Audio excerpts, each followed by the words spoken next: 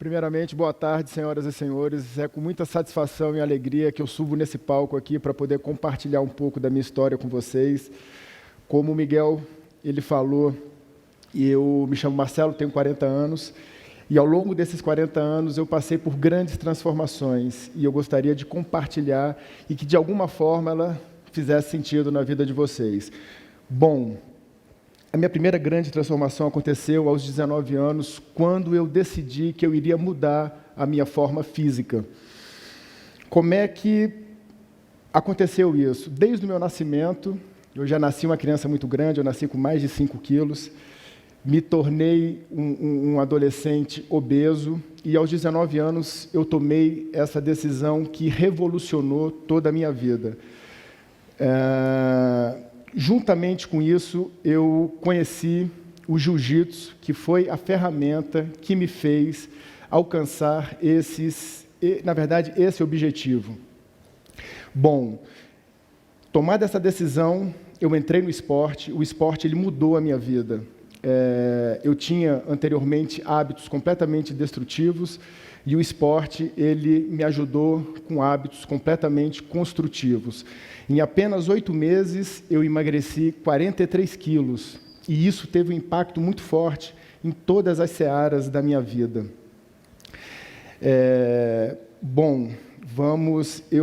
Antes desse emagrecimento, eu estudava ciências contábeis. Quando eu conheci o esporte e houve essa ressignificação muito grande na minha vida, eu larguei as ciências contábeis, fui fazer educação física, e a partir daí eu caí de cabeça no mundo do esporte, no mundo do jiu-jitsu, no mundo da disciplina, porque o esporte ele tem muito a ver com disciplina. Me tornei competidor. Nesse processo eu tive bastante êxito, me tornei multicampeão no cenário nacional, no cenário mundial do esporte. Com essa ressignificação, com essa mudança, eu vivia exclusivamente o esporte. A minha vida era voltada para isso.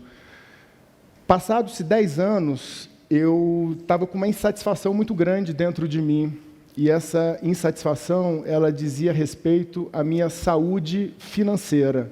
Foi quando acendeu um sinal de alerta, e eu falei, bom, eu preciso mudar isso. Foi quando houve essa segunda mudança.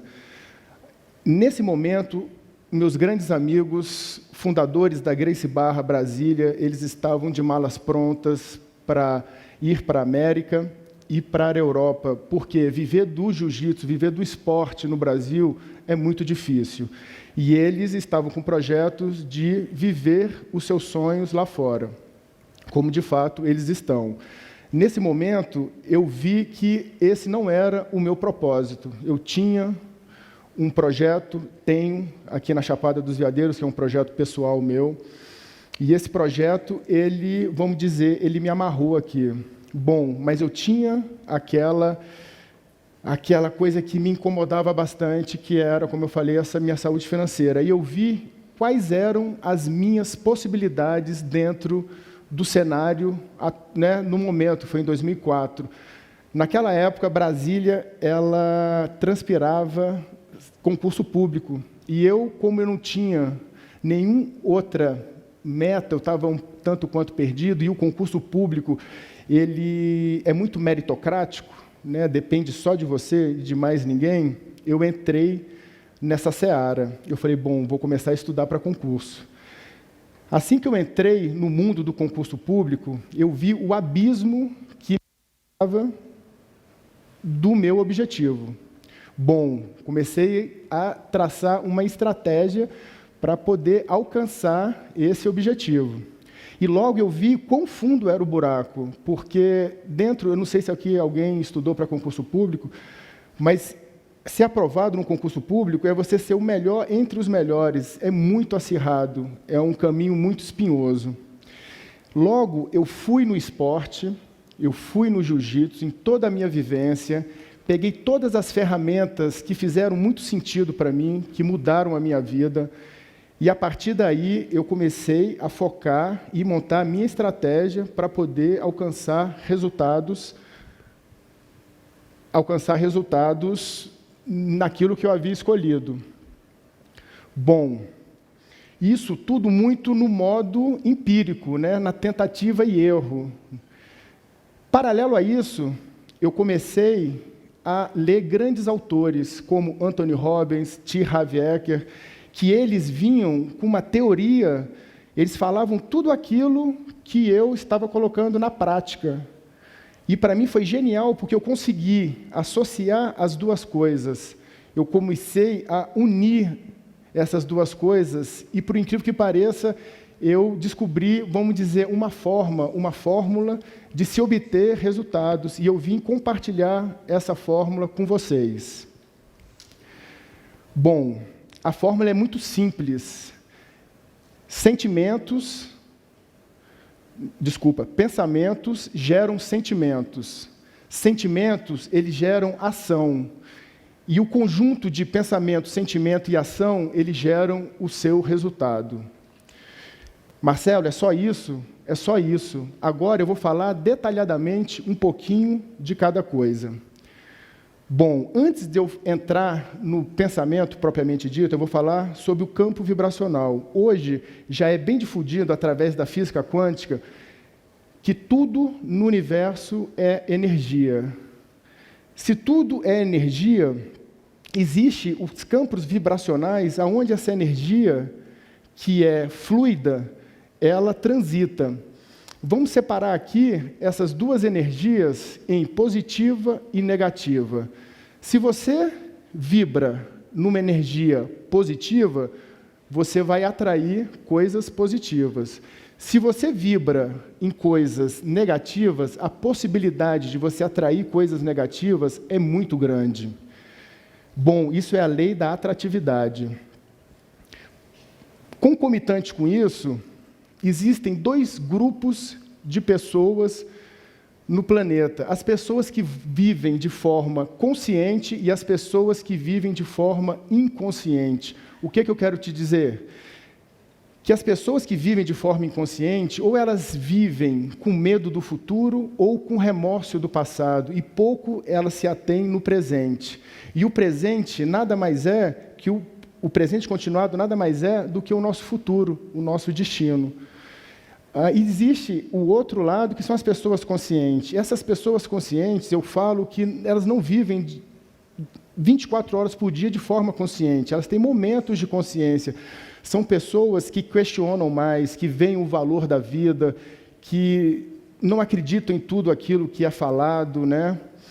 Hoje, com o advento da tecnologia, as pessoas vivem muito conectadas com o mundo e talvez desconectadas com elas mesmas.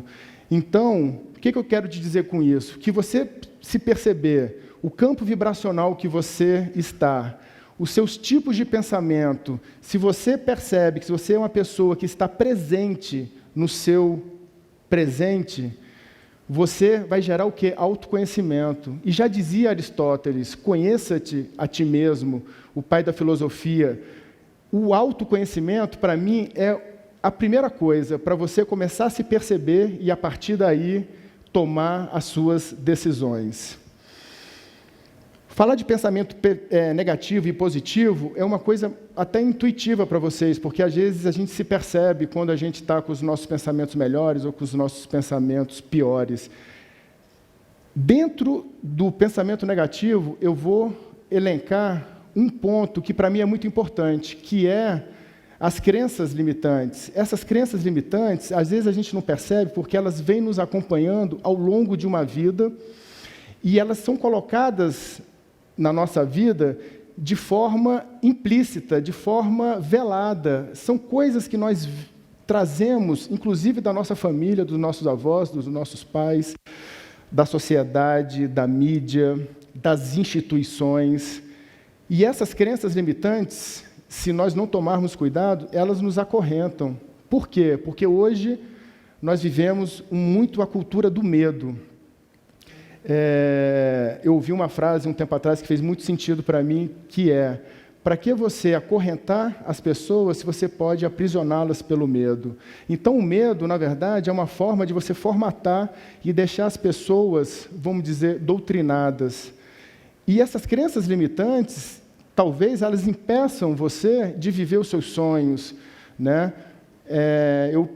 Vamos trazer um exemplo aqui, vamos dizer um menino de 12 anos que chega para o pai e fala: pai, eu quero ser surfista. O pai vai olhar e vai falar: meu filho, pelo amor de Deus, surfista é coisa de vagabundo, surfista, né? Enfim. Mas você imagina se o Gabriel Medina tivesse ouvido isso e tivesse aceitado isso. Talvez ele não seria o que ele é hoje, talvez ele não vivesse o sonho dele, talvez ele não impactasse tantas vidas como ele vem impactando, né, ao longo da sua curtíssima carreira. Então, essas crenças limitantes são coisas que nós temos que nos ater e perceber, mesmo não conseguindo visualizá-las. Bom, o pensamento, ele gera um sentimento. O sentimento é aquilo que te move, é aquilo que te faz acordar todos os dias. Na verdade, eu falo que são os porquês que a gente tem. Quando a gente tem um determinado projeto, quando a gente tem uma determinada decisão, a gente tem que ter esse sentimento alto, o seu porquê alto, porque senão fica muito fácil da gente desistir.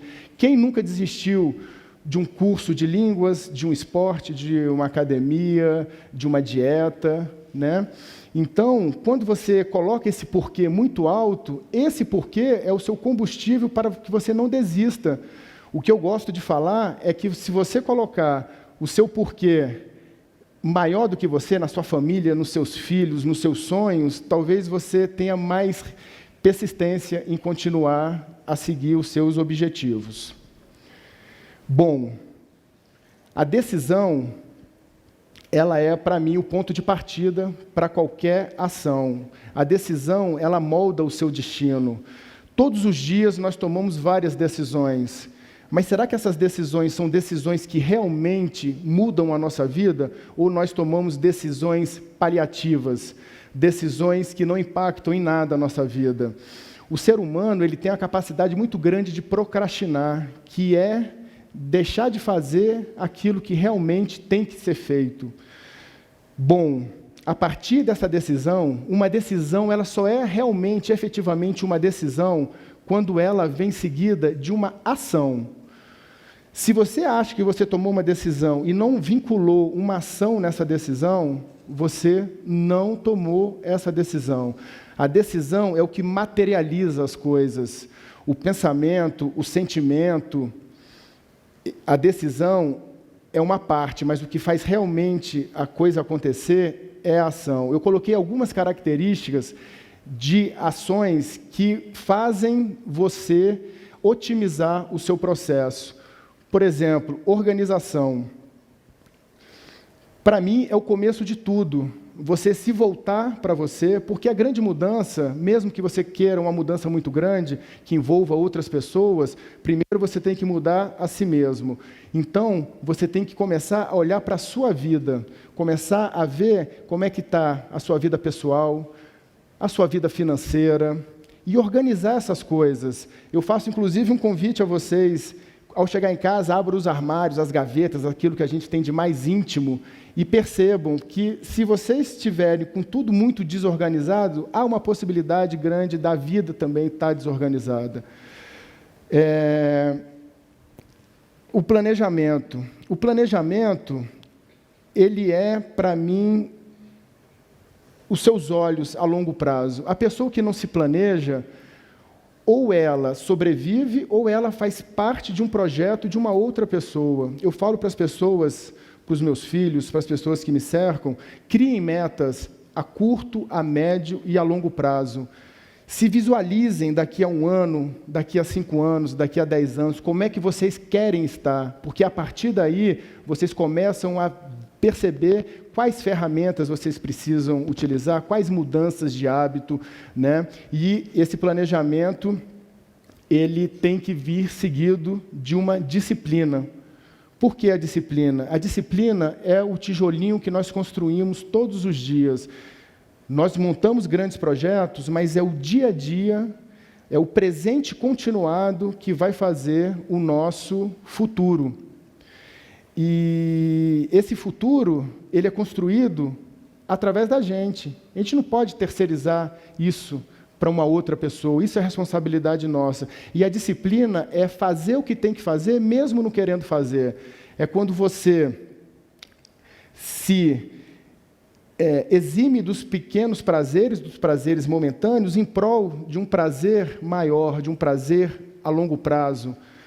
Bom, a persistência e a resiliência é o que te faz não desistir. Eu vejo muitas pessoas que, com todas essas ferramentas, estão quase chegando aos seus objetivos, mas cansados, eles acabam desistindo.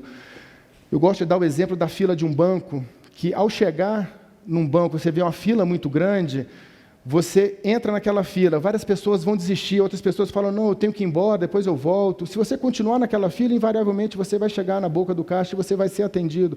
Então, a persistência, a não desistência, para mim, é a chave principal desse alcance, desses grandes resultados. Bom, todos esses elementos, o pensamento, o sentimento, a decisão, a ação, vão gerar o quê? Vão gerar o que a gente chama de destino. Eu gosto de chamar de resultado. O destino a gente acaba terceirizando, né? A gente coloca isso na mão de outra pessoa. E eu não acredito em sorte ou azar, destino, eu acredito em trabalho, perseverança, disciplina. E eu acredito que a gente constrói a cama que a gente deita. E eu vou deixar vocês aqui com uma frase que eu ouvi, que fez bastante sentido para mim, que você não é aquilo que você pensa que é. Você não é aquilo que os outros pensam que você é. Você é o seu resultado. Muito obrigado.